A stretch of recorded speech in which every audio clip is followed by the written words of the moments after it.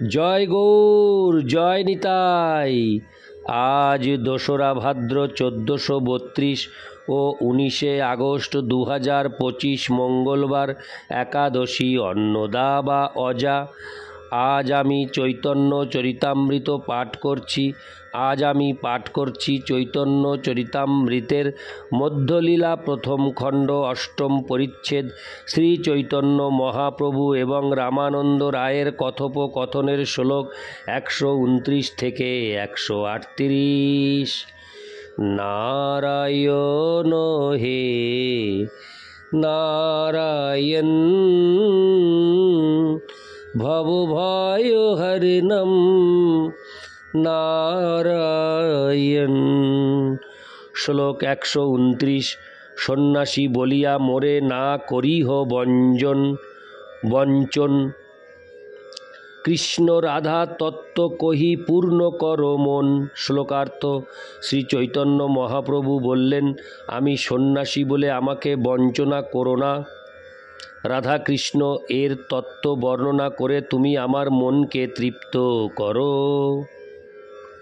ইতি শ্লোক 129। শ্লোক 130 ও 131। যদ্যপি রায় প্রেমী মহাভাগবতে, তার মন কৃষ্ণ মায়া নারে আচ্ছাদিতে, তথাপি প্রভুর ইচ্ছা পরম প্রবল, জানিলে হো রায়ের মন হইল টলমল। শ্লোকার্থ: যদিও শ্রী রামানন্দ রায় ছিলেন মহান কৃষ্ণ প্রেমিক ও মহাভাগবত, এবং যদিও কৃষ্ণ মায়া তার মনকে আচ্ছাদিত করতে পারে না, তবুও শ্রী চৈতন্য মহাপ্রভুর ইচ্ছা পরম প্রবল, এবং তার ইচ্ছার প্রভাবে রামানন্দ রায়ের মন বিচলিত হল। তাৎপর্য: শুদ্ধ ভক্ত সর্বদাই ভগবানের ইচ্ছা অনুসারে ক্রিয়া করেন, কিন্তু বিষয়াসক্ত মানুষ মায়ার প্রভাবে প্রভাবিত হয়। শ্রীল ভক্তি বিনোদ ঠাকুর তাই বলেছেন, মায়ার বশে যাচ্ছ ভেসে, খাচ্ছ হাবুডুবু ভাই। বহিরঙ্গা মায়া শক্তির কবলিত মানুষ ভব সমুদ্রে হাবুডুবু খেতে খেতে ভেসে যায়। অর্থাৎ এই জড় জগতে মানুষ মায়ার দাস, কিন্তু ভগবানের অন্তরঙ্গা শক্তিতে অধিষ্ঠিত জীব ভগবানের দাস। রামানন্দ রায় যদিও জানতেন যে শ্রী চৈতন্য মহাপ্রভুর অজ্ঞাত কিছুই নেই, তবুও তিনি সেই বিষয়ে বলে যেতে লাগলেন, কেননা তা ছিল শ্রী চৈতন্য মহাপ্রভুর ইচ্ছা। ইতি শ্লোক 130 ও 131। শ্লোক 132।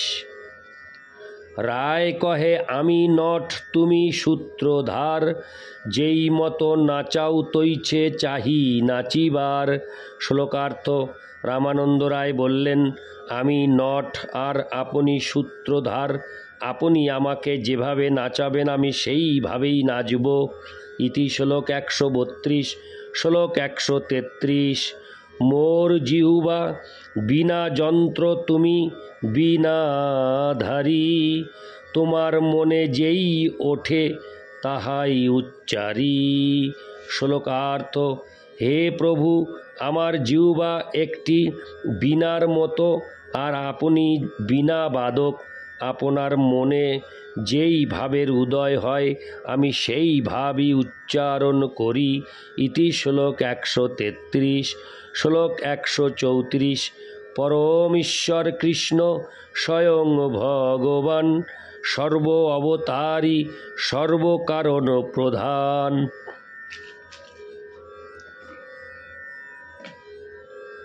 শ্লোকার্থ: রামানন্দ রায় তখন কৃষ্ণ তত্ত্ব বর্ণনা করতে শুরু করলেন। তিনি বললেন, শ্রীকৃষ্ণ পরম ঈশ্বর, স্বয়ং ভগবান। তিনি সর্ব অবতারের অবতারী এবং সর্বকারণের পরম কারণ। ইতি শ্লোক 134। শ্লোক 135।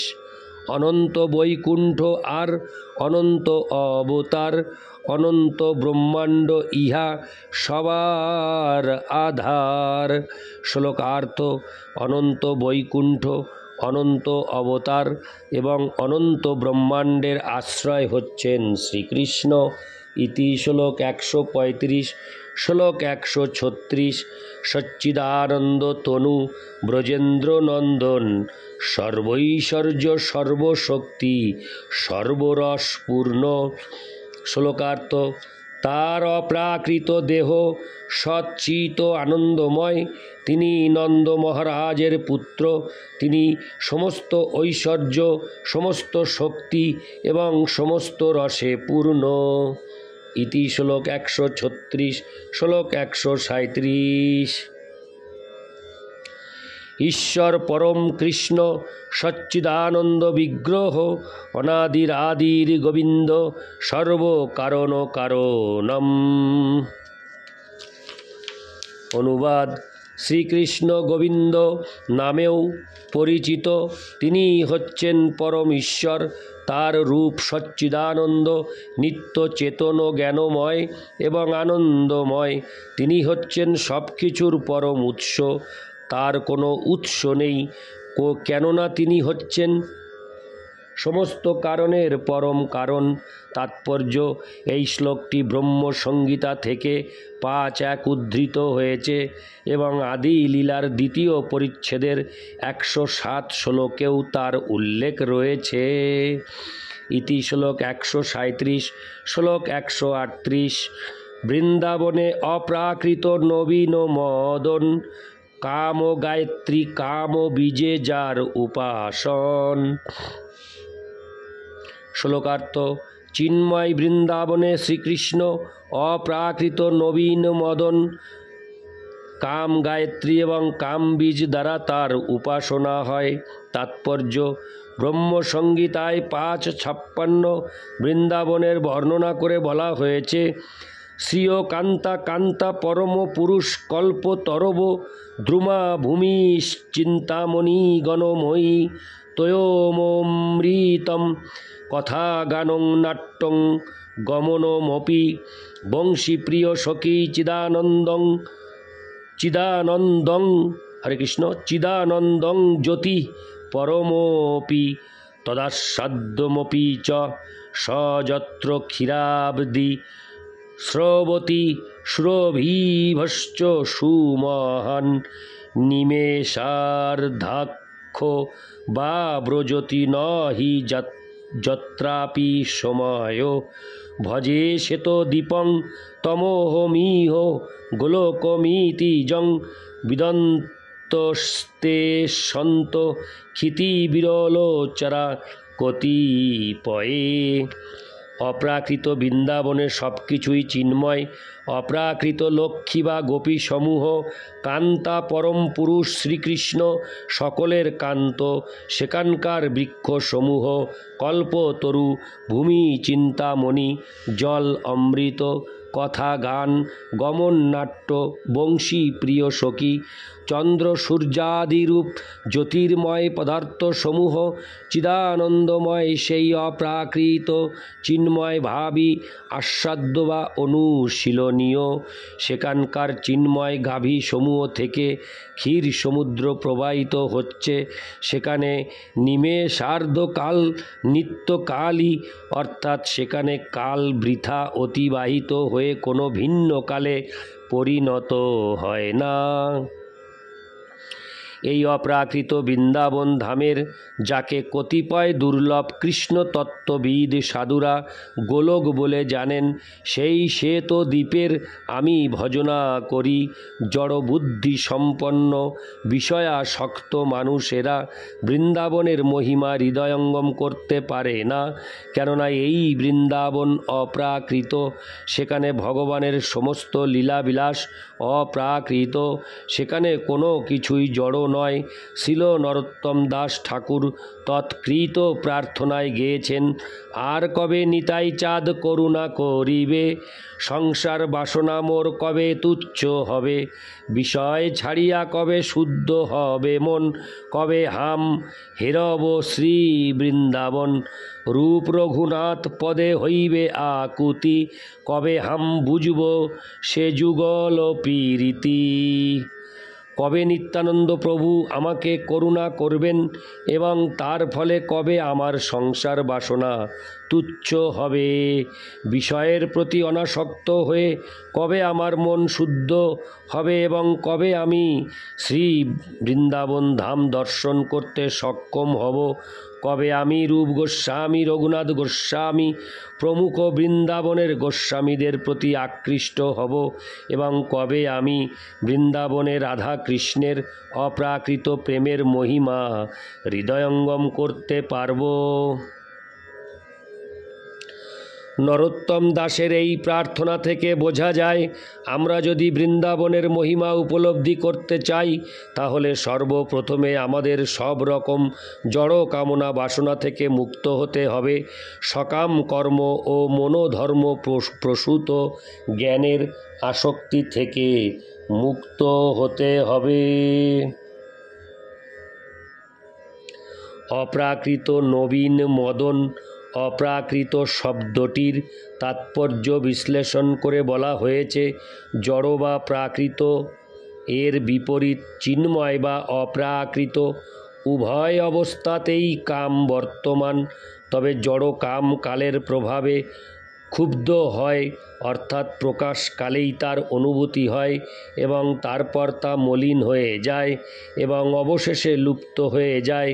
আর অপ্রাকৃত কাম নিত্য নবায়মান, অর্থাৎ কালের প্রভাবে তা শেষ হয়ে যায় না, সর্বদাই তা উজ্জ্বল থাকে। জড় জগতে ক্ষণকাল পরেই বিরক্তিকর এবং বিষাদজনক হয়ে ওঠে। জড় কাম নিতান্তই ক্ষণস্থায়ী, কিন্তু চিৎ জগতে অন্য সমস্ত বস্তুর মতো কামও নিত্য।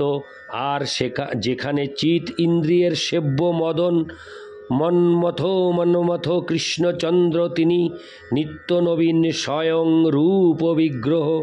কাম গায়ত্রী শব্দটির বিশ্লেষণ করে বলা হয়েছে, গায়ন্তং ত্রায়তে যস্মাৎ গায়ত্রী তত স্মৃতা।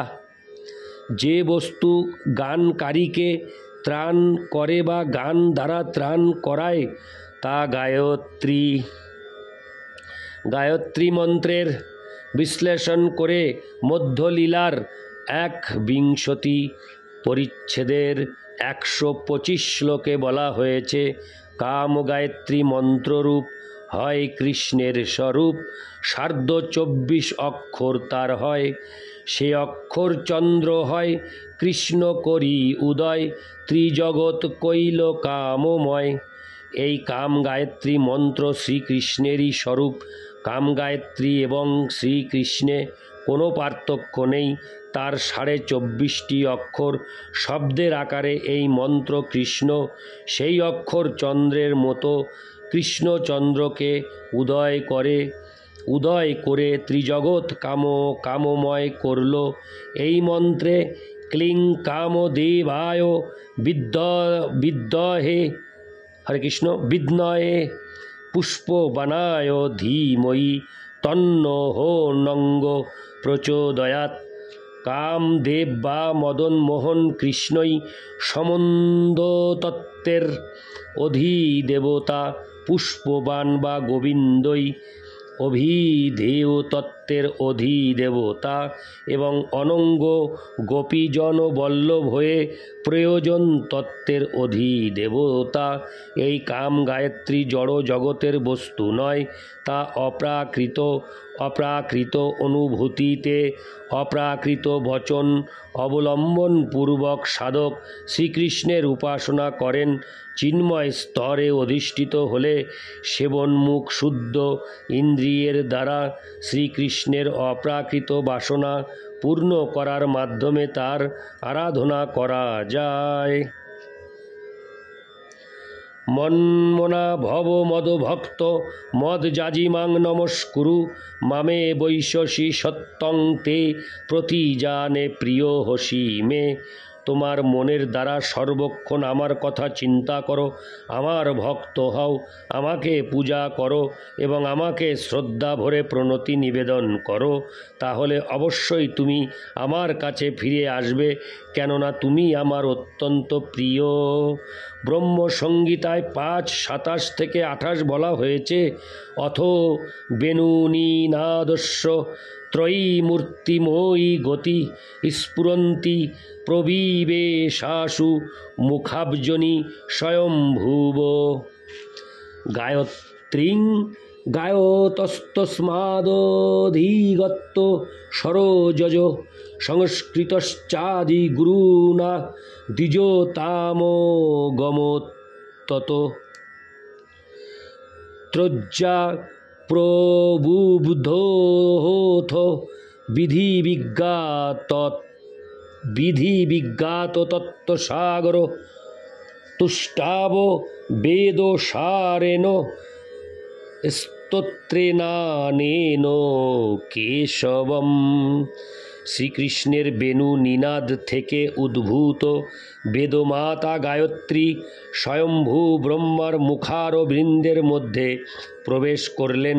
পদ্মজনী ব্রহ্মা তখন শ্রীকৃষ্ণের বেণু থেকে উদ্ভূত গায়ত্রী মন্ত্র প্রাপ্ত হলেন।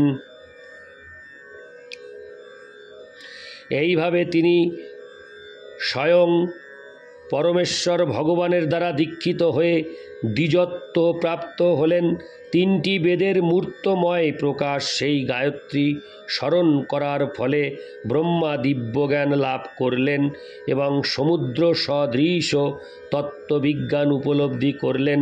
তারপর তিনি সমস্ত বেদের সারাতিসার শ্রীকৃষ্ণকে এই স্তোত্রের দ্বারা তুষ্ট করলেন।